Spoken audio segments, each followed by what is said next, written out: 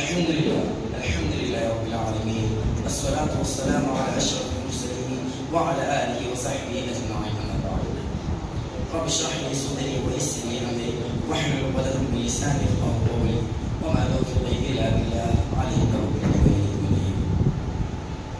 قال تعالى في القرآن المجيد أعوذ بالله من الشيطان الرجيم بسم الله الرحمن الرحيم يا أيها الناس إنا خلقناكم من ذكر وأنثى وجعلناكم شعوبا وقبائل لتعارفوا إن أكرمكم عند الله أتقاكم إن الله عليم خبير. قال رسول الله صلى الله عليه وسلم أيها الناس إن ربكم واحد وإن أباكم واحد كلكم لآدم وآدم من تراب أكرمكم عند الله أتقاكم وليس لعربي على عجمي فضل بالله بتقوى.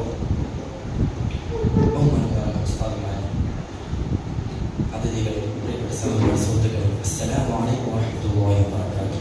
وعليكم السلام ورحمة الله وبركاته. അല്ലാഹു തആല നമ്മെ ഇവിടെ ഒരുമിച്ച് കൂട്ടിയതുപോലെ അവന്റെ മഹനീയമായ ജനാബിൽ ഫിർദൗസിൽ ഒരുമിച്ച് കൂടുമാറാകട്ടെ. വെറുപ്പിന്റെയും വൈരാഗ്യത്തിന്റെയും അസമത്വത്തിന്റെയും ചരിത്രം കേട്ടുകൊള്ളുന്നവരാണ്. ഇത് ഈ ഒരു കാലത്തിൽ നിന്നെല്ലാം മോചനം കൊടുക്കുന്നവരാണ് സമാധാനത്തിലെ സന്മനസ്സുകൾ. എന്നാൽ ഈ മനുഷ്യ സമൂഹത്തിന് ഈ ഗോത്രജാതി വ്യവസ്ഥയിൽ നിന്നും അസമത്വത്തിൽ നിന്നും പൂർണ്ണമായ മോചനം ലഭിച്ചിട്ടുണ്ടോ? ഇന്നും പല ജനവിഭാഗങ്ങൾക്കിടയിൽ നമുക്ക് ആ വെറുപ്പിന്റെയും വൈരാഗ്യത്തിന്റെയും വികാരം കാണാൻ സാധിക്കുന്നില്ലേ? തന്റെ തൊഴിൽ ഇത്തിരി നിറം പോയതിന്റെ പേരിൽ അല്ലെങ്കിൽ ഇന്ന നാട്ടിൽ ജനിച്ചു പോയതിന്റെ പേരിൽ അക്രമങ്ങളും ആക്ഷേപങ്ങളും സഹിക്കേണ്ടി വരുന്ന എത്ര ആളുകൾ നമുക്ക് ഇന്നും കാണാൻ സാധിക്കും. ഈ അസ്വത്വവികാരത്തിൽ ഉത്ഭവിക്കുന്ന വെറുപ്പിന്റെയും വൈരാഗ്യത്തിന്റെയും കഥകളിൽ നിന്നെല്ലാം ഈ മനുഷ്യ സമൂഹത്തിന് മോചനം നൽകി ഇസ്ലാം മാത്രമാണ്.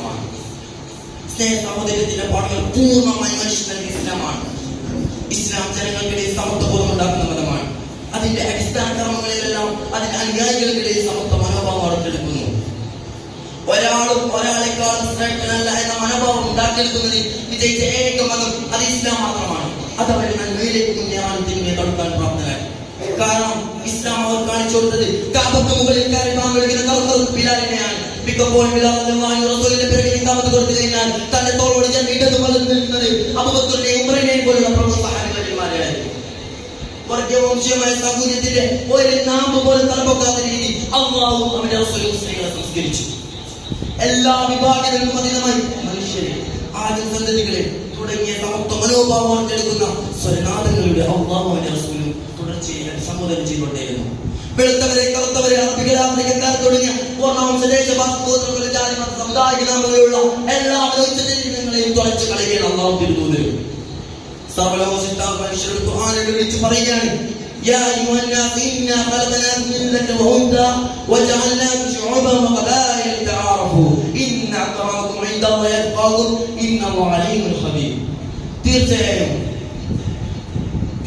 നിങ്ങൾ ഒരുപാട് നിന്ന് പിള്ളിൽ ശ്രദ്ധിച്ചിരിക്കുന്നു.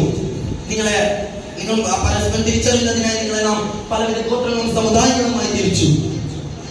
തീർച്ചയായും അല്ലാഹുവിന്റെ അടുക്കൽ നിങ്ങൾ ഏറ്റവും അതന്നെ നിങ്ങളുടെ ഏറ്റവും തപ്പിടാനാകും. ലോകരാഷ്ട്രങ്ങൾ അല്പകാലങ്ങൾക്ക് മുമ്പ് മാത്രം പ്രഖ്യാപനം ചെയ്തിടപ്പെട്ടതും പ്രഖ്യാപിച്ചു വരുന്നതിനും പൂർണ്ണമായിട്ട് പ്രയോജനവൽക്കരിക്കാൻ സാധിക്കാത്തതുമായിട്ടുണ്ടോ? ഈ വിശുദ്ധ ഖുർആൻ 1400 വർഷങ്ങൾക്ക് മുമ്പ് ജനമധ്യത്വ ഭാഷയിൽ പറയുകയാണ് മനുഷ്യരെ നിങ്ങളെല്ലാവരും ഒരേ മാതാപിതാക്കളുടെ മക്കളാണ്. ആദമിന്റെയും ഹവ്വയുടെയും. നിങ്ങൾക്കിടയിൽ അഭിജാതത്തിന്റെ പേരിലോ തൊഴിൽവർണ്ണത്തിന്റെ പേരിലോ മറ്റോ ചിന്തിക്കുന്നില്ല. എല്ലാം അല്ലാഹുവിന്റെ സൃഷ്ടികളും ഒരേ കുടുംബത്തിലെ പൗരന്മാരുമാണ്. വിടവാങ്ങൽ ഹജ്ജ് അല്ലാഹുവിന്റെ പ്രവാചകൻ സല്ലല്ലാഹു അലൈഹി വസല്ലം നടത്തിയ പ്രഖ്യാപനം ഏറെ പ്രസിദ്ധമാണ്. മനുഷ്യരെ അറിയുക ഇന്ന റബ്ബക വാഹിദ്, നിങ്ങളുടെ രക്ഷിതാവ് ഏകനാണ്. വഇന്ന അബാക വാഹിദ്, അതുപോലെ തന്നെ നിങ്ങൾ എല്ലാവരുടെയും പിതാവ് ഒരാളാണ്. കുല്ലുക്കും ലിആദമ വആദമു മിൻ തുറാബ്, നിങ്ങൾ എല്ലാവരും ആദമിൽ നിന്നുള്ളവരാണ്. ആദമും മണ്ണിൽ നിന്നും. അക്രമകും ഇൻദല്ലാഹി അത്ഖാകും, നിങ്ങളിൽ അല്ലാഹുവിന്റെ അടുക്കൽ ഏറ്റവും ആദരണീയർ തഖ്വയുള്ളവരാകുന്നു. വലൈസ ലിഅറബിയ്യിൻ അലാ അജ്മിൻ ഫദ്ലൻ ഇല്ലാ തഖ്വ, അറബിക്ക് അറബിയേക്കാളോ അനറബിക്ക് അറബിയേക്കാളോ തഖ്വ കൊണ്ടല്ലാതെ യാതൊരു മഹത്വവുമില്ല. ഇതിൽ നിന്നെല്ലാം നമുക്ക് മനുഷ്യർക്കിടയിൽ ഇസ്ലാം വളർത്തിയെടുത്ത സഹോദര സമത്വത്തിന്റെ സൗന്ദര്യത എത്രമാത്രമാണ് മനസ്സിലാക്കാനാവുന്നതാണ്. അപരിഷ്കൃതമായ പക്ഷപാതം നിറഞ്ഞ ഹൃദയങ്ങളിലേക്ക് ഇസ്ലാമിന്റെ അധ്യാപനങ്ങൾ കടന്നു ചെന്നപ്പോൾ ചരിത്രത്തിൽ സമാന്തരമില്ല വൈരങ്ങളിലേക്ക് ചെന്നെത്തി അവരുടെ പരസ്പരമുള്ള ഇസ്ലാമിനോടുള്ള ആദരവും വിനയവും അവരെ ഉദാത്തമാതകളായി തീർന്നു.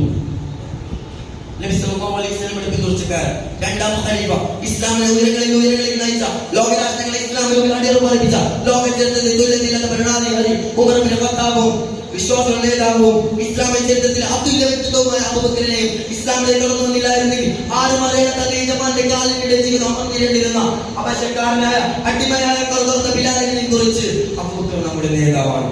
അദ്ദേഹം നമ്മുടെ നേതാവിന്റെ സ്വാതന്ത്ര്യനായി എന്ന് അനുസ്മരിച്ചതിലൂടെ തന്നെ അവർക്കിടെ ഇസ്ലാം വളർത്തിയെടുത്ത സഹോദര സമത്വത്തിന്റെ ആഴം എത്രമാത്രമാണെന്ന് മനസ്സിലാക്കാനാവുന്നതാണ്. ഇത്തരത്തിൽ അവർക്കിടയിൽ ഉണ്ടായിരുന്ന ഐക്യവും ഒത്തൊരുമയും കണ്ടുള്ള പിൻതലമുറക്കാരിൽ ഈ സമത്വബോധം നിലനിൽക്കുകയുണ്ടായി. ഭയഭക്തി കൊണ്ടല്ലാതെ ആരെക്കാളും സ്നേഹമല്ല എന്ന അടിസ്ഥാനം അവരുടെ മനസ്സുകളിലേക്ക് ചേർന്നു. വേറൊരു പ്രത്യാശാസ്ത്രത്തിനും മതാശനും അവകാശപ്പെടാൻ സാധ്യമാവുന്നതിനും അത്യുന്നത ആശയങ്ങളാണ് ഇസ്ലാം ലോകത്തിൽ സമ്മാനിച്ചത്. എന്നും വെള്ളക്കാരനായി മനുഷ്യ സമൂഹത്തിന് മനുഷ്യരെല്ലാവരും സമന്മാരാണെന്നും അല്ലാഹുവിന്റെ സൂക്ഷ്മത അതല്ലാതെ വേർതിരിക്കാൻ വേറൊരു മാനദണ്ഡമില്ലെന്നും ഈ ലോകത്തോട് വിളിച്ചു ഇസ്ലാം മാത്രമാണ്. ഇല്ല സഹോദരങ്ങളെ, ഇല്ല. വേറൊരു മതാശനും പ്രത്യാശാസ്ത്രം ഇത് അവകാശപ്പെടാൻ സാധ്യമാവില്ല. എന്നും വെറുപ്പും വൈരാഗ്യം വിദ്വേഷവും പടച്ചുവിടുന്ന മനുഷ്യാശയങ്ങൾക്ക് ദൈവിക മതമായ ഇസ്ലാമിന്റെ വശമാണ്. ഇസ്ലാം ലോകത്ത് കാഴ്ചവെച്ച് നൽകിയ ഈ സഹോദരി സമത്വത്തിന്റെ പാഠങ്ങൾ സൂര്യന്റെ പ്രകാശം പരത്തുന്ന പുതിയൊരു പ്രഭാതത്തോടൊപ്പം വീണ്ടും പുലർട്ടെ പ്രത്യാശിച്ചുകൊണ്ട് ഞാൻ നിർത്തുന്നു. അസ്സലാമു അലൈക്കും വറഹ്മത്തുള്ളാഹി വബറകാതുഹു.